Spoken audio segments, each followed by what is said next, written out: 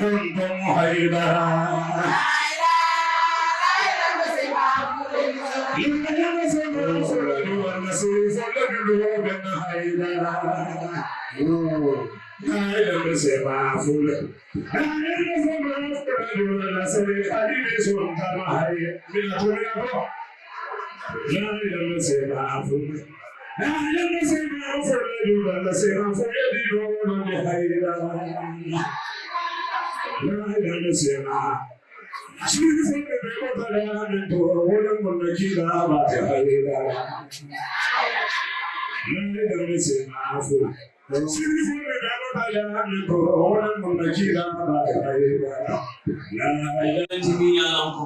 bina bossate molu tabarakallah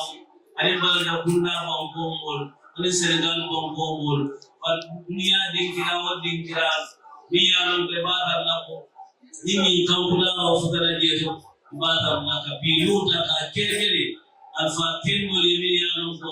wal sheikh muhammad taqiyai wali sheikh abdul ghani badar laka ni mutaka kirimani alhamdulillah rabbil alamin kaminta wala biyo betiri ma be da fana wala fana biyo to ka kundin diroke badar na alhamdulillah rabbil alamin ya ci da min ya lo furo badar da ya to jiya bada kundin diroke dun ta wala min ya lo ko kinna abinna tana abana ya dutira to duniya fanna na ma be bina ko san ko bina ko ba ko dingira badar na kabilunta ka kirimani kabilunta ka bunani badar da altalahu qadu altalahu wa man azim sha'ir an-nahi fainaha min taqwa ala bina shaw ala bina walun shaw mo wani la ilaha illa allah bismillah bil alhamdulillah badar ala nasnamu anna bil iman alhamdulillah alhamdulillah dawla adam awon min yalon siyasa ko safi ko adam alfakin yalon مسكين الفاتن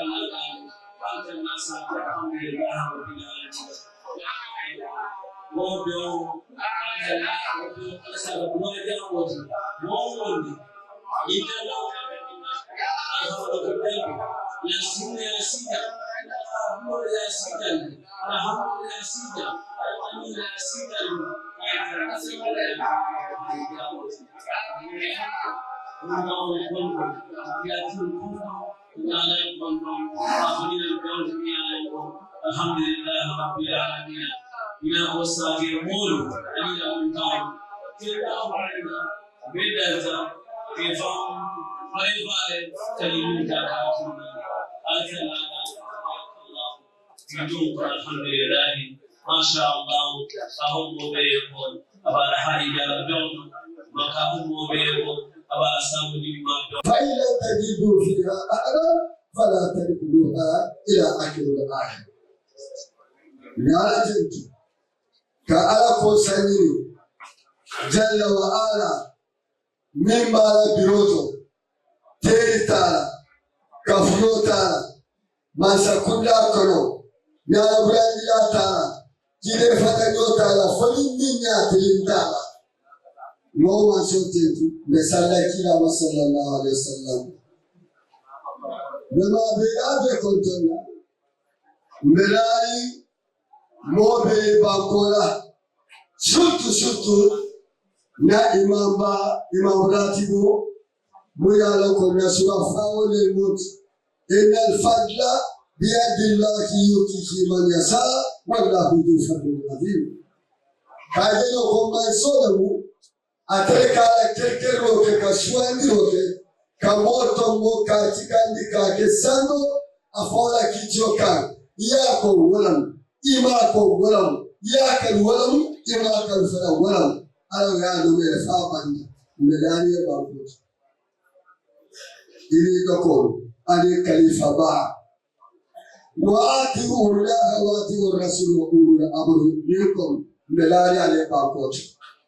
نكو تمبلجان ayatara anda yamalo mantabiko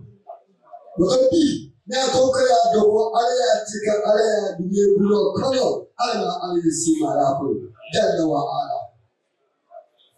do fatabarikalla bedaira be kontona bela dokunya kontona mi aloka mujahidul kabir wala sheikh aba haidara refamajiri dokona da masa keno akala fila anya talajoti ala moya rafatu alma ala nasi maya ne juraliso kondonna sasa ina kanute fele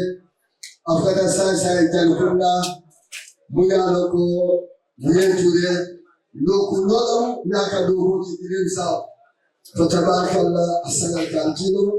بيبي كنتنا نقولا له دائما بنقولا بسمالا أني بنتميا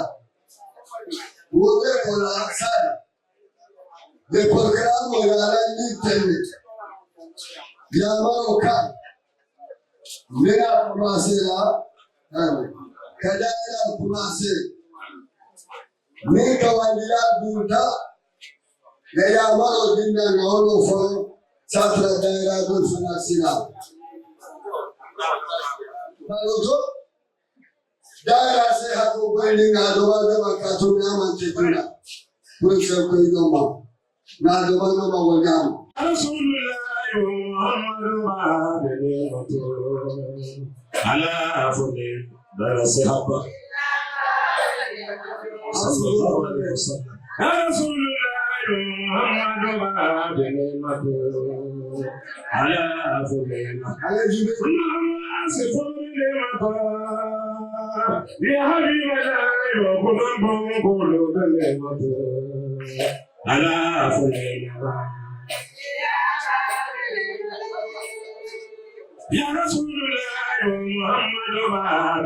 بنعمة على فضيلة صلى الله عليه وسلم يا رسول الله وقلب قلوب نعمة على فضيلة يا رسول الله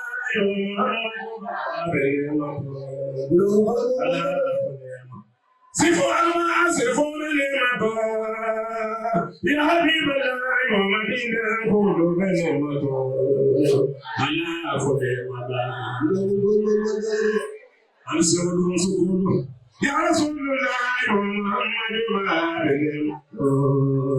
على فضيلة سفون نعمة يا الله محمد على فضيلة يا رسول الله محمد على فضيلة وتكيلا ليصلك بابا صلى على كل فضيلة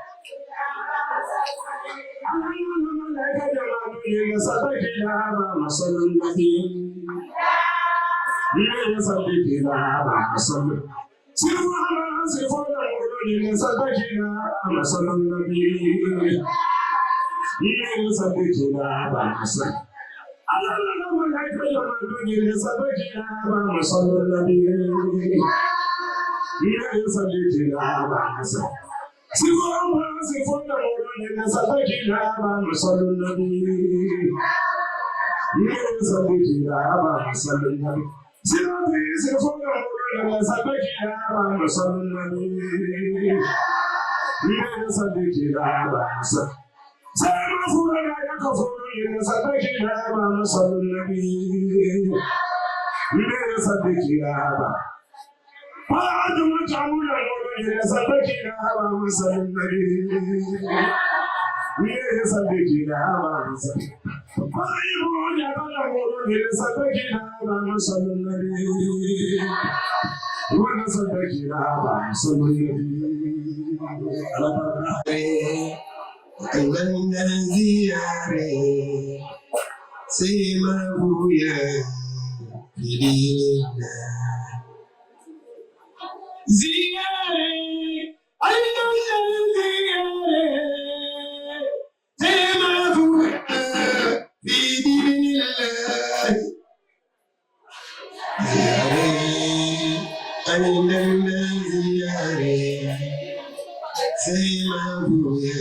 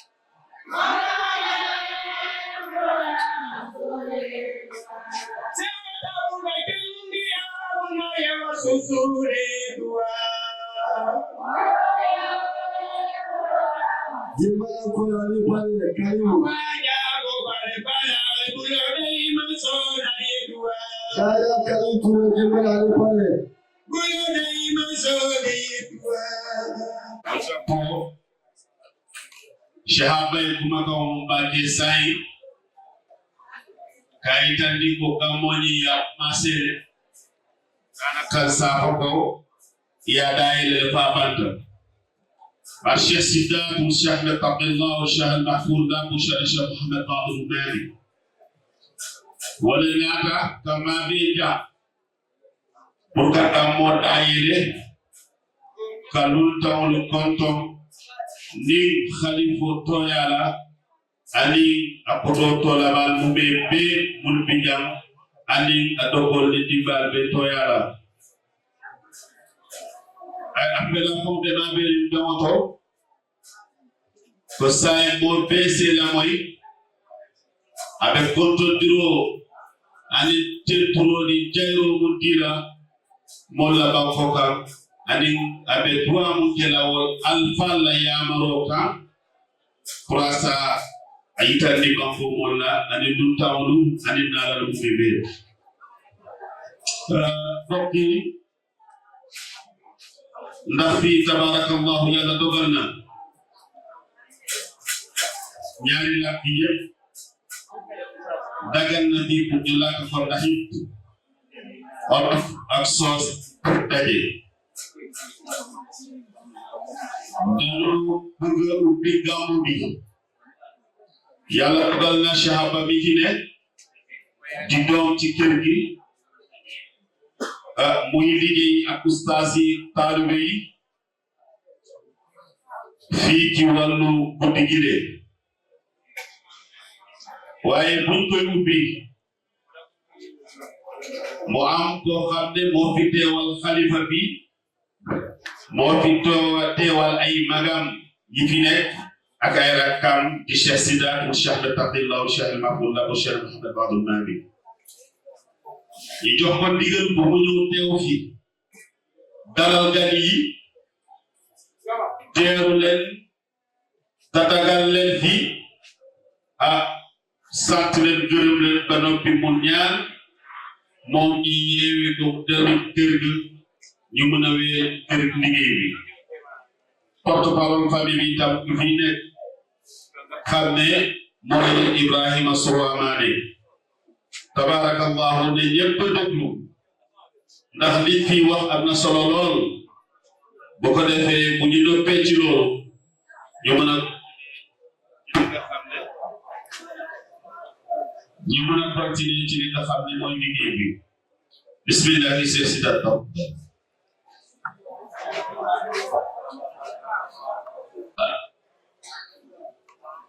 Cheikh Sidaat ne après alhamdulillahi rabbil alamin alhamdulillahi rabbil alamin après alhamdulillahi rabbil alamin Cheikh Sidaat ko ka ala tento man sobi yalo ko wala ki muslimoti Cheikh Sidaat neena mu ngi sant borom bi nga xam ne moo nu bind ba noppi def ñu ñuy jullit akoka ala tento mu yem be diga la ilaha illa allah kuma ka wala mu ngi sant yàlla bi nga xam ne moo ni dajaleel fii ci kàddu ba nga xam ne mooy baatu la ilaha illa allah akoka ala tentu kaatu serum berimbe jajanna jam kode alama ale mabi jarla mu ne mu ngi sant yàlla ndax daaw bi ñu jógee fii dañoo ñaanoon yàlla ne yal nañ ko fekkee déwén ak jàmm bu ko yàlla defee itam dañ ko war a sant ci turu magam de Khalifa Cheikh Al Khattab moom moo ko ne wala gaay taatanto koto demal ci tànk bi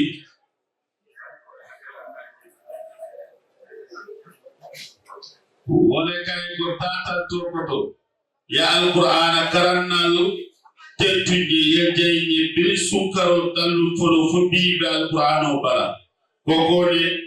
demal ma ci tànk bi nga ubbil ma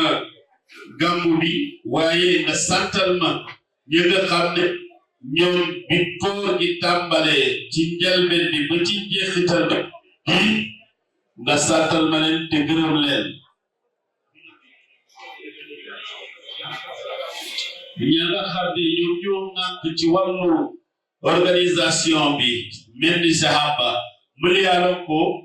wollen molti mun ɓe ɗum bola organisation kono mum ɓe koni sahaba ani muliyalon ko e be tan tokoto jam ani mulka do ko ki sutura jam ak ñi nga xam ne ñoo nekk ci biir tànt bi muy liggéey doog ñoom ci guddi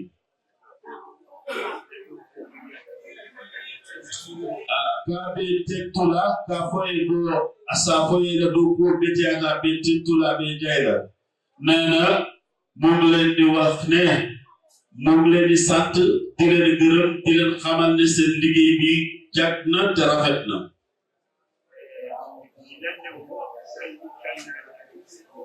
ko ñu ne ñoom sañi tànnaan Aliou Seye ren moo tollu ñetti fukki at ak juróom-ñett ci at yi bi ñu tàmbalee ziar bi biriye nga moo commencé wato minna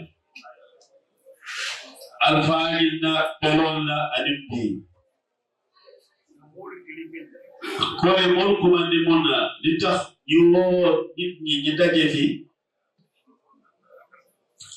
li ci jiitu mooy jànge alquran jàng alquran bu mu ko foroti wala mooli alquran o kare je ci seni wajur yi nga xam ne ñoo jiitu il faut ma ñu mbir yàlla wala tabbita pour ka alquran o kare yi ci ki ci jëkk mooy Cheikh Ahmed Taqiyullah Cheikh al Mahfouz ak Cheikh Abdul Ghani folo wala Ahmed Douye wal Cheikh al Mahfouz ani adoma mo kita Cheikh Abdul Ghani wal Cheikh al Mahfouz ini dokoro ani kotoro ñooñu ak seeni rakk ak seeni mag ko pour nga duwa ki alay so alquran nemo lay lafay kan jeeto pour ñu ñaanal leen yàlla dolli yërmandam si ñoom yokkul leen seen leeru alquran karim ak ñi nga xam ne ñoom ñooy ñoo daawa ani mul yaalo ko wonnata ka suuto ñi bayni pour ka joo kono to diya diino la fannala ñi nga xam ne dañoo ñëw ci guddi pour ñëw rek laaye biir ci wàllu diine laayati biir ci wàllu diine daje boobu ñooñu ñu fi teew yàlla ne yonent bi ne wa bemoto mul naata kama beje ko ala ko kila ko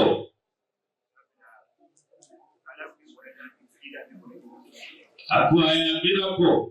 bemo bi yalo ko misimol len bentaje ala ka foje kila ka foje nene yaakar na ne daje boo xam ne julit yi fa daje ba noppi ñuy ne yàlla ne yonent bi ne kaatu alquran ko altul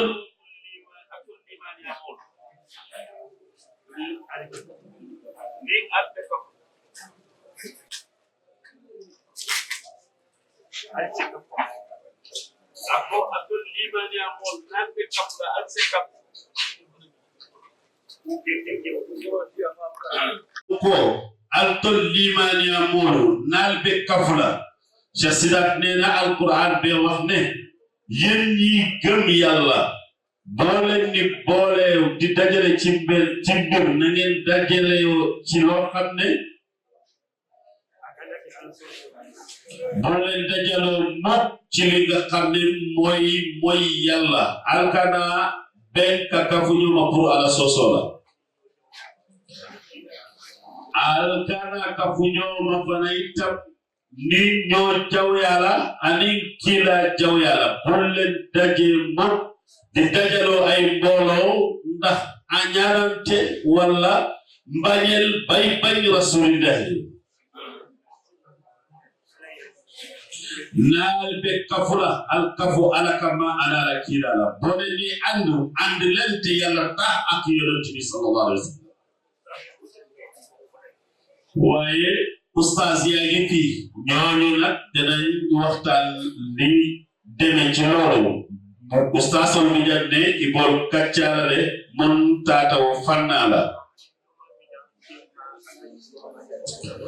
ako a dooma bidam a terma alhaj Surwa Ibrahima Mané neena mu ngi fi ak rakkam di soppeem di ki nga xam ne mooy alhaj Surwa Ibrahima Mané Apo ibeto ko kelale komi itol laftala nyami hanni ayata raytol tita nena nyonyo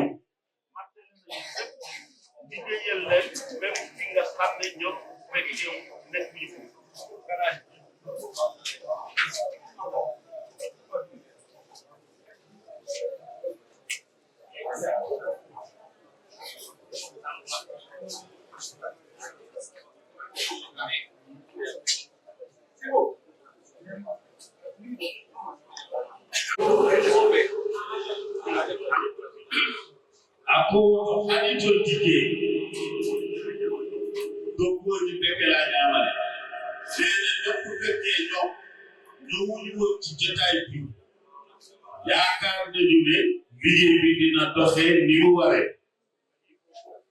khalifa ko neena khalifa bi neena moy wil teginata jam képp ko jog ñëw fi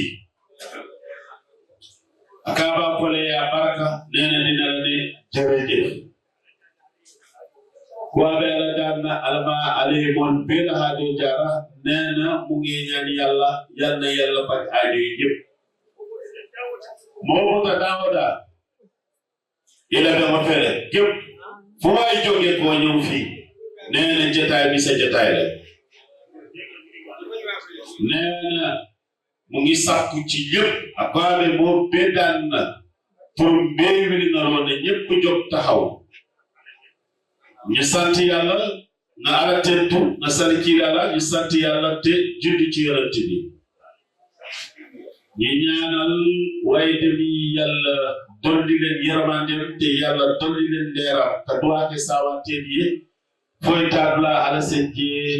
sonia ala ji la ka tambi ko dami mul be na da jam ñi fi teew yépp yalla faj seen aajo yi nena ñepp jóg ak beewu nit la tu salkira alhamdulillah rabbil alamin alhamdulillah rabbil alamin alhamdulillah rabbil alamin Allahu akbar Allahu akbar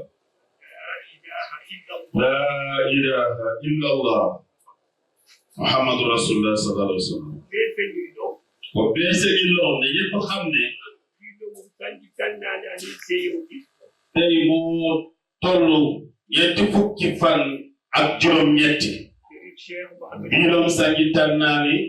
ani sey ñawti birin keba beleta abedami almane ki diala be yakarne wala yere alma ala yakko nyama yalla yalla yobalal len fu ñu nek ñi fi teew yépp yalla yalla faj sunu aajo mun be bi jall ma leen la aajo jaara kon assalamu alaykum wa rahmatullahi wa barakatuh hayya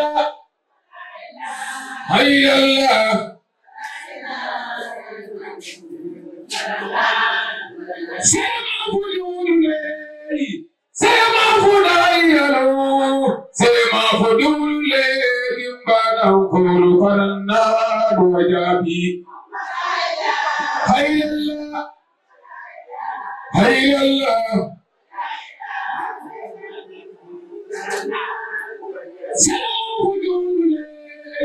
Lando ya yebi sema fudule bila kokolu esalamu kolule eda kolule dimbara daira bina kokolu kana duwajabi Alhamdulillah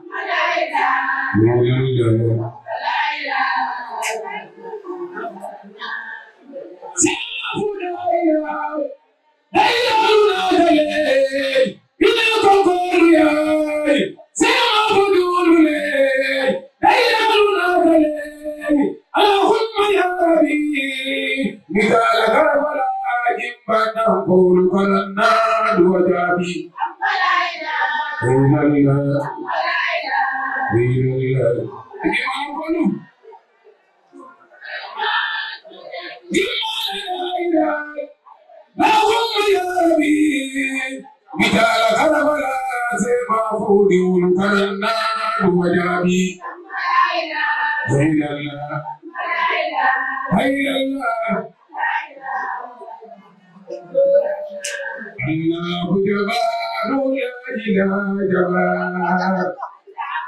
المصدق جماليا وسيما بولا جمبايا جماليا وسيما بولا جمبايا الحمد لله من صوتن تمي ينداو جميل سعادة مكيل محمد تنفوكم الحمد لله يدي أمور تنفني جميل بناكم قولكم تنجون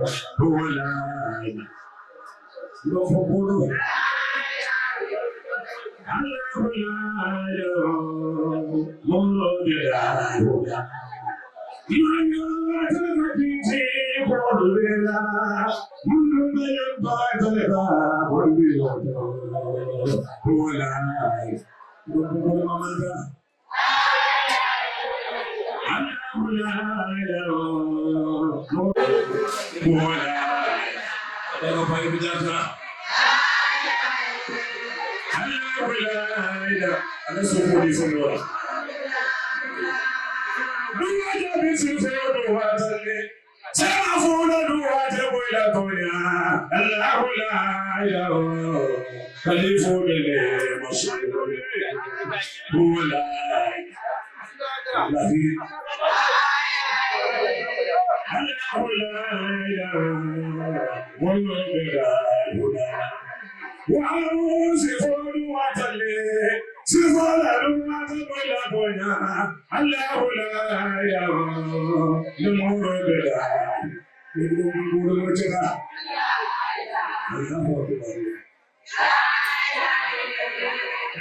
ilaha, al-Fatiha. Dunya bi sifonu watale. Sifonu watale bonya. Allah la ilaha, numuro bela. Huwalai, sema fula bimbaro.